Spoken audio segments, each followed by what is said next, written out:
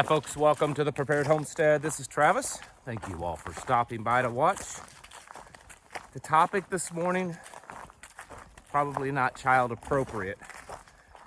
Not gonna say anything bad and inappropriate, awful. Gonna be talking about death.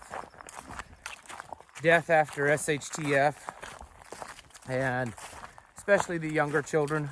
Don't want to scare them or worry them. So they probably shouldn't watch this video with you. And I know many of you, your children watch with you, so you can save it for a later time or have them leave the room or whatever, but probably not appropriate. While you are scurrying your children off to the next room, thought I'd answer some questions.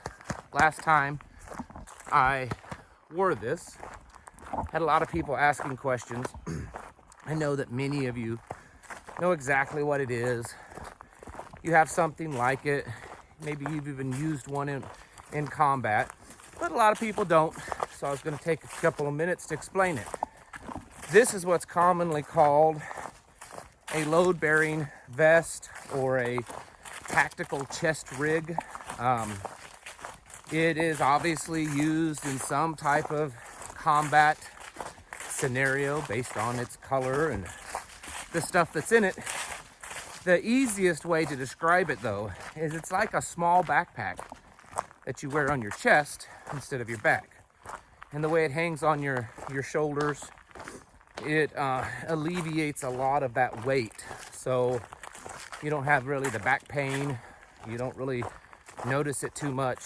So you're able to carry a few pounds of weight and have it easily accessible, and you can move around and do stuff. And so the concept is, and this is a tactical one, and they come in all different variations.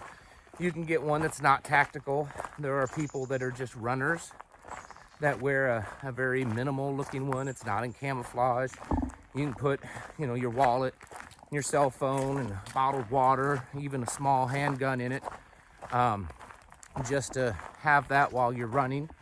Doesn't pull your pants down. A lot of times, depending on the clothing, you don't want stuff around your waist. So I would recommend you looking into something like this, because from a preparedness and homesteading concept, you need stuff at your ready at times, and especially the world that we're getting into. Something like this might come in handy. An IFAK, magazines, knife, a little bit of a tool, survival pouch.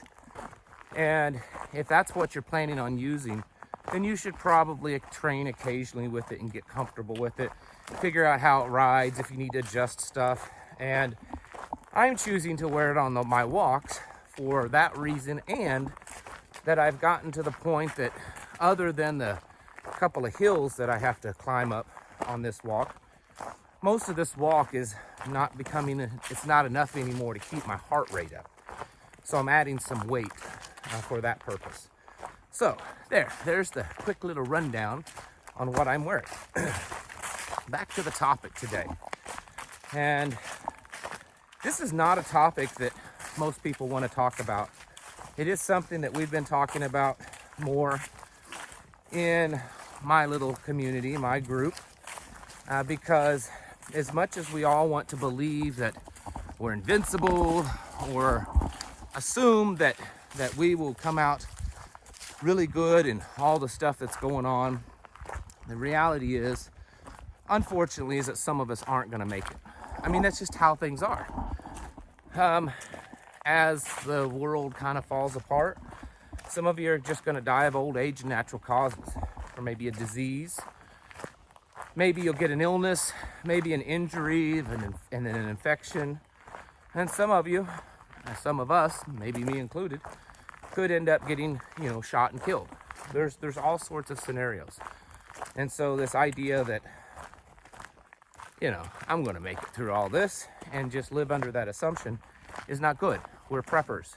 We prepare for the unexpected and for worst case scenarios. And this most certainly is a worst case scenario. Now, over on my Patreon a few days ago, we talked about the actual kind of logistics of what to do with a dead body.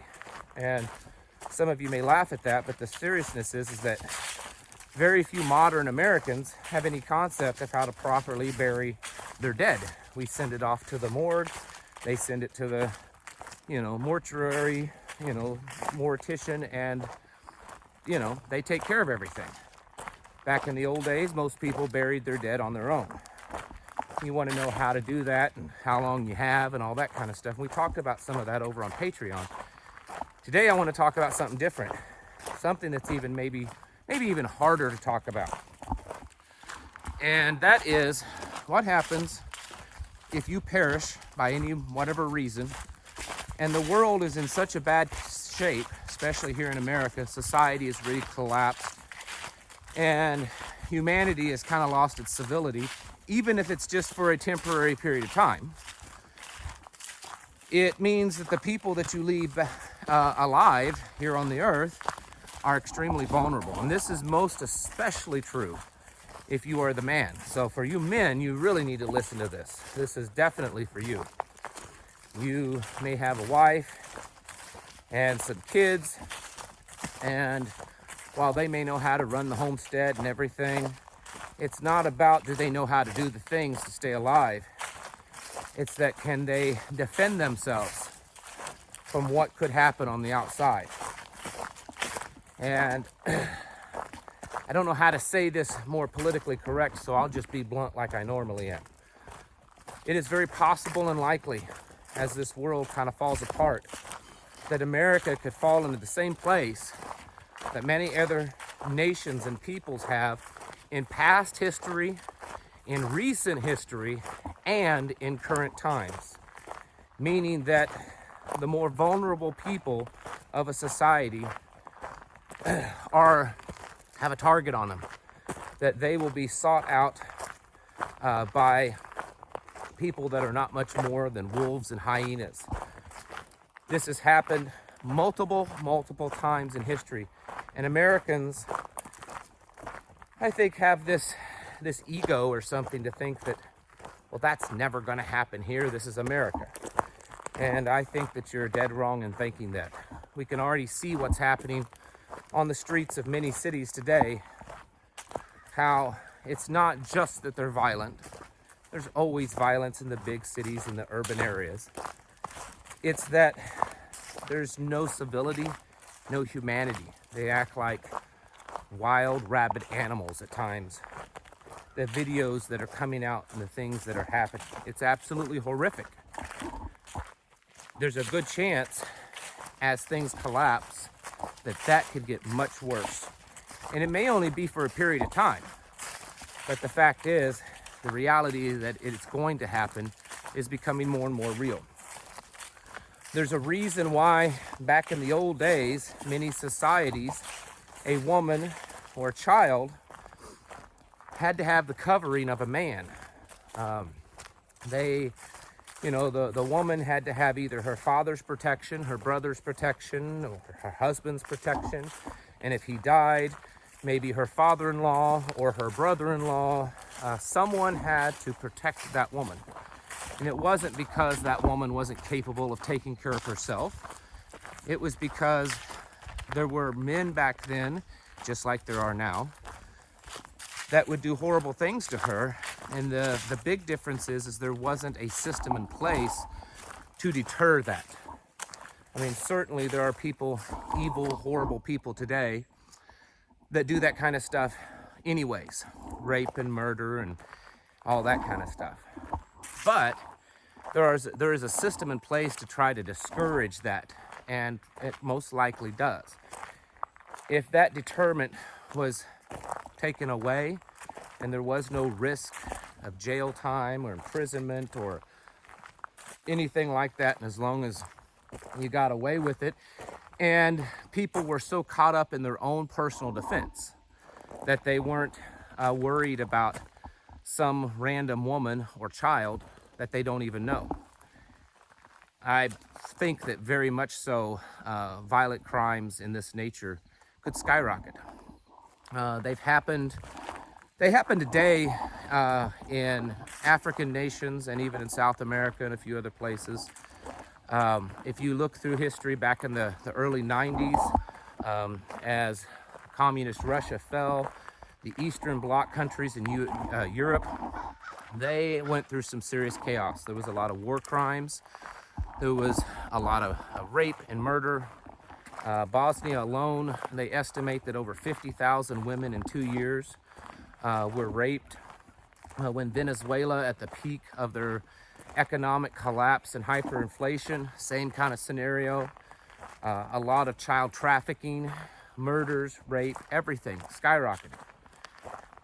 And in Iraq, as Saddam's government fell, even with the American military there was still a lot of this kind of stuff happening.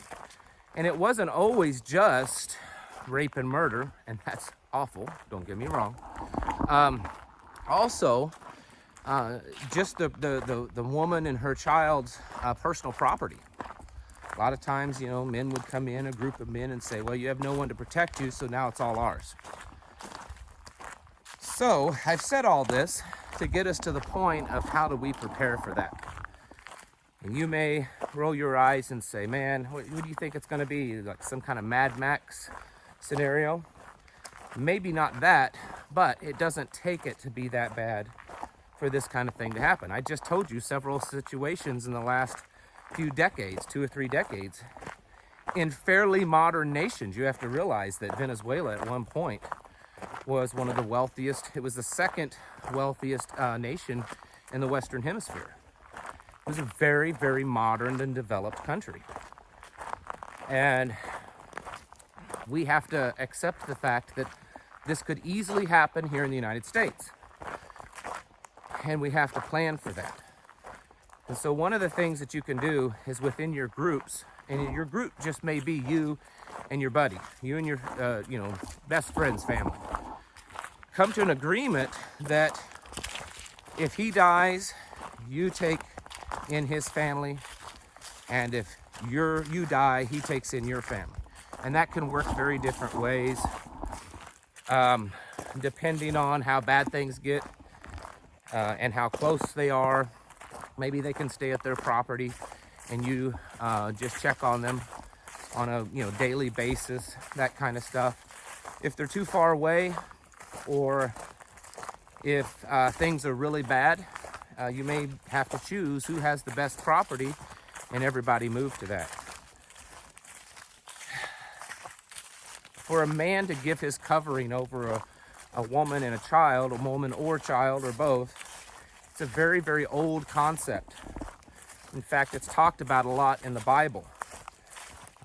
When God laid out the rules for the Hebrew children, that was one of the things that he talked about, is how that worked. Because back in those times, if a woman did not have a covering of a man, she was kind of fair game.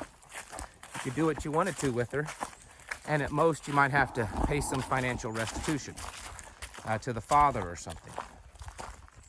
So we need to be thinking about that, because the possibility of us getting to that kind of world again is very real. I may be wrong on this. It may never happen here. But I hate to tell you, it's already happening here. It's already happening in many of our big cities, where women and children and the most vulnerable of the community are victims to just really bad people. They just are, on a daily basis. Violent attacks, robbing, mugging, rape, murder, just stealing everything they have, just taking it because we're stronger than you, we have more guns than you, and it's ours. Now I know I've probably already upset a few people, and probably some women that are sitting there thinking, I'm a strong and independent woman. I can take care of myself. And I'm not saying that you can't by any stretch of the imagination. But if you have 5 or 10 men coming at you, most women, even ones that know how to take care of themselves and use the firearm, may not be able to withstand that. And you say, so you're saying that one man could? No, not at all. But if 5 or 10 men come onto my property trying to get to my wife and children and do bad things to them, I'm going to fight back, and I may perish in that fight, but it may be just enough to allow them to kick one of our contingency plans into gear and get out the back and run to someone else in the community for their protection. So it creates a buffer. It gives them some time. These are really hard subjects to talk about. I know that we like talking about gardening and herbs and canning and, stacking beans and cornbread. Who stacks cornbread? I had that on my mind because my wife made some yesterday. It was super good. Anyways, I was thinking about that this morning. I didn't get very much. The kids ate most of it. Sorry about that. You know where my mind's at. But doing that kind of stuff, we want to talk about that kind of stuff. And it's fun and it's cool and all the cool little tactical gewgaws and gadgets and stuff. That's cool. But there's a really hard side of this that we have to talk about. We have to think about. And that is death, and that is violence, and that it's really horrible things that can happen. Because they are happening. They are happening, and they have happened. Look at France and Italy right now. France is about ready to collapse. I mean, they're pushing ambulances and police cars in the streets because about 2,000 out of 2,500 of the gas stations in country are out or almost completely out of fuel.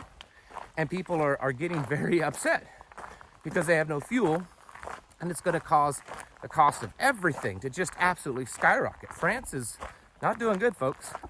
Iran, not doing good. A lot of places, not doing good. That could definitely happen here. I don't think that we're too big for that to happen.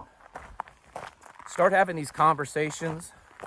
I would strongly recommend, if you have some kind of little group, mag community, the couples need to come together and have these conversations. Figure out who lives the closest, who's willing to do that. Come up with an agreement ahead of time so that you know what's going to happen. If you die and your wife and kids have to go to your buddy's house, what's the plan of what gets taken? You may not have a lot of time to move equipment, move gear and supplies. It may have to be pretty quick. You don't know. And so come up with the plan of what you're going to do. This is the reality of what's happening, folks. And we have to think of these things. We hope and we pray they never happen, and maybe they won't. But isn't it better to spend a little time thinking about it, planning for it, talking about it, and not needing it, than it finally hitting us and not having that plan in place? This is something big. You don't want your wife and your kids to be left widowed and orphaned with no one to protect them in the world that's coming at us. Folks, it's time to get your houses in order. Prepare yourselves mentally, physically, and spiritually. Thank you for watching. I'll catch you in the next video.